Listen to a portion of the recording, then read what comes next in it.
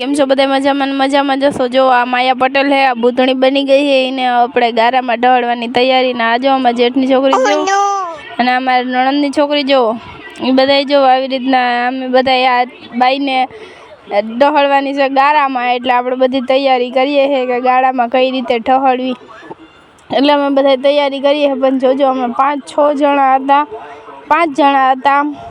એક હું હતી, એક માં જેઠાણી હતી, પછી એક માં નણંદની છોકરી, એક માં જેઠની છોકરી, અમે આટલા જણા હતા। પણ કોઈ કેટલી કોશિશ કરી પણ તોય ઢહળા નહીં। મેં કીધું વાહ ફરીને દેખાડતો, મેં કીધું કેટલું તું ઢહળા, એ કે ના રે ના માન જ દેખાડવું, એ કે મેં કીધું વાંધો નહીં હાલો પાછા આપણે ગાદામાં તો ઢહળવાના જ છે, પછી દેખાડવાની શું જરૂર છે। પછી મેં ઘણી કોશિશ કરી, ભાઈ એ દેખાડ્યું જ નહીં કે નથી જોવા દેવું, કે રે નહીં કે હું વખા કરે હે એમ કરીને મને મારવા માંડી।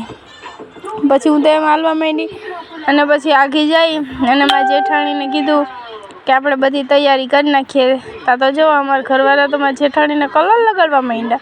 મારા ઘરવાળા કહે કે ભાભી તો બાકી જ છે, એ કહે નહીં કે કલર લગાવ્યા વગર હાલે, એ કહે કે હાલો આપણે એ કહે હે ને ભાભીને કે બાચકી નાખી દે। જો મારા ઘરવાળાએ એક ચૂનાની બાચકી નાખી દીધી, અરે ધોરો ચૂનો નાખી દીધો। પછી જો એ કહે કે હાલો એ કે હું પણ ભરી નાખું મારા દેરને, પણ એ પણ ભરવા માંડ્યા મારા ઘરવાળાને।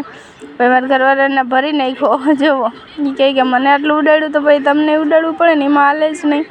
પછી આવી રીતના એકાબીજા ભાભી દેર રમવા માંડ્યા અને જો મારો છોકરો જો નાગો પૂગો રખડે, એટલે પાટલું પહેરી છે પણ તોય છતાં કલરવાળા થઈ ગયા, ટી શર્ટ એ કાઢીને નાખી દીધો। અને અહીંયા જો આ બધા અમે બધા તૈયારીમાં છે કે કઈ રીતે આ માયા પટેલને લેવું જાલમાં, પણ જાલમાં આવતી જ નથી। મેં નામ પણ હું માયા પટેલ, બાકીનું નામ માયા હે। એટલે અમે બધા તૈયારી કરતા હતા, અમારા દેરની વહુ હતી એટલે અમે તૈયારી કરતા હતા કે આપણે એને પણ ઢહળીએ।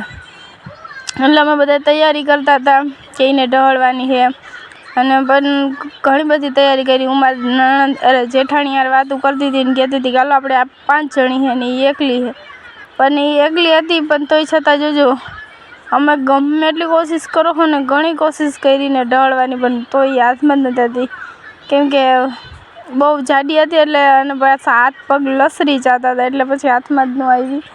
અને જો અમે બધા તૈયારી જ કરીએ છે, એકાબીજાને વાતું કરીએ અને એકવાર ઢળીએ લે એને એકવાર તો ગારામાં ઢળવી। પછી ઘણી કોશિશ કરી, પછી જો અમે બધાય વાતું કરતા હતા પણ એ પણ ઊભી છે, એ કહે તમે મને ગમે એટલી કોશિશ કરો નહીં પકડી શકો। પછી મેં તો એને પકડી લીધી, એમાં જેઠાણી કીધું તું પણ પકડી, તમે પણ પકડી લો, એ કહે કે હા વાંધો નહીં હાલો હું પણ પકડી લઉં।